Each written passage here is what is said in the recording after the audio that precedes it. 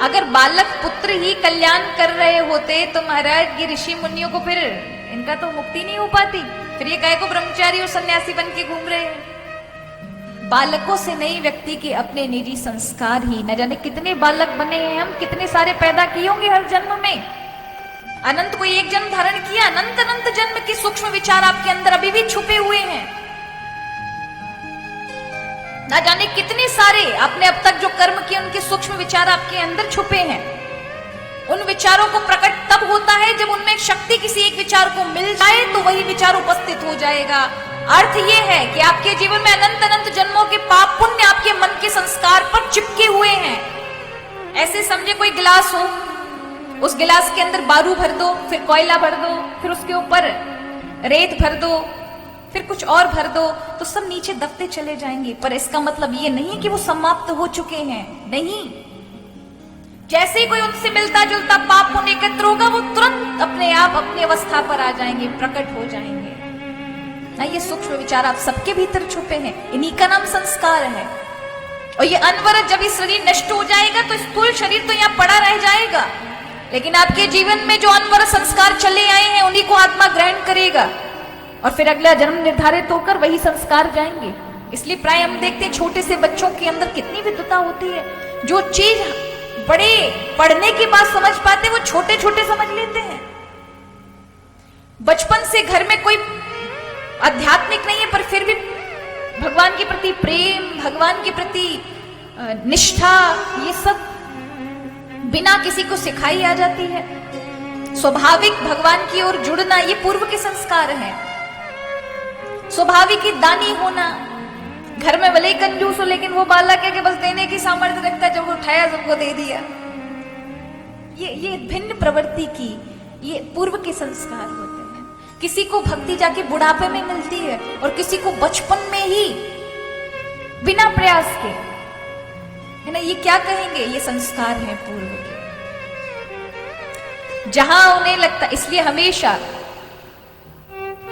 हमारे अनंत अनंत जन्मों के परिणाम ही आज कल बनकर उपस्थित होते हैं, लेकिन अत्यधिक ज्यादा गलत कर्म और अत्यधिक ज्यादा अच्छे कर्म का तुरंत परिणाम मिलता है। अगर आप कोई बहुत बुरा काम कर दिया है तो तत्क्षण परिणाम है उसका, और अत्यधिक ज्यादा शुभ काम कर दिया है तो उसका तुरंत परिणाम है। इसलिए अपने जीवन में अच्छे कर्म करते रहना चाहिए, उसका तुरंत परिणाम मिलता है। और जो बुरे कर्म हैं, अगर बहुत ज्यादा बुरा कर दिया है तो महाराज बाको तुम्हें तत्क्षण परिणाम मिलेगा, तत्क्षण। नहीं तो अनंत जन्मों के, अब कभी हम अच्छे पुण्य कर देते, किसी ने बहुत बुरा काम किया अपने जीवन में और अचानक से उससे एक अच्छा काम बन जाए तो उसका पुण्य उसको वो सुख भोगने को देता है। लेकिन कब तक, जब तक उस पुण्य का सुख उस पर उसके भाग्य से चिपका हुआ है। पुण्य जैसे समाप्त हुआ तो उसके पाप अनर्थ में फिर से उसे ले जाएंगे और ऐसा कर्म उससे करा देंगे कि फिर वो दुख में प्रकट हो जाएगा, दुख आ जाएगा उसके जीवन में। दुख बाहर से नहीं आते हैं, ये हमारी सोच है। दुख भीतर से ही बनता है। आपने कोई गलत कर्म कर दिया तो मन को तत्क्षण परिणाम मिल जाएगा। आपने कोई गलत कार्य किया है, कुछ झूठ बोला है, किसी से कुछ अपराध, किसी को मारा है, पीटा है, तो क्या होगा, तुरंत मन को परिणाम मिल जाता है। अब उस मन को शरीर तक आने में भले 1 वर्ष लग जाए, 6 महीने लग जाए, कि मन ही तो बिगाड़ेगा पूरे विचार, पूरे जो माहौल बिगाड़ेगा अंदर से वो मन ही करेगा।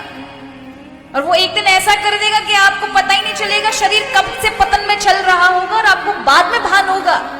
लेकिन वो सब श्रृंखला शरीर से नहीं हुई थी, बल्कि उन विचारों से हुई थी। एक विचारी तो होता है, विचारी तो ऑर्डर देता है शरीर को, ये करो वो करो, ये मन ही बिगाड़ देगा।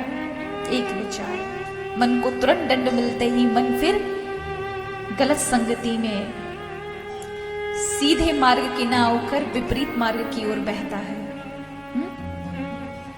ऊपर की ओर ना बह करके नीचे पतन की ओर बहता है। ये उसे दंड मिल जाता, दंड मिलते फिर शरीर को मिलता है। बस पहुंचने में हो सकता है 6 महीने लग जाए, 2 महीने लग जाए, 1 साल लग जाए, 2 साल लग जाए, लेकिन मिलना है। इसलिए बचना चाहिए इसीलिए तो भगवत चिंतन है कि अपने जीवन में कम से कम आधा घंटा भगवान के लिए निकालें। भगवत स्मरण रहेगा, प्रभु का नाम रहेगा तो गलत कर्म नहीं होंगे। पाप वृत्ति में बुद्धि जा नहीं सकती, मन नहीं जाएगा तो शरीर की क्रियाएं नहीं होंगी पाप की ओर। आपका मन शुद्ध सात्विक स्थिति में रहेगा। तो अगर आप पूरा नहीं लगा सकते 24 घंटे 8-10 घंटे, कोई बात नहीं, आधा घंटे प्रभु के नाम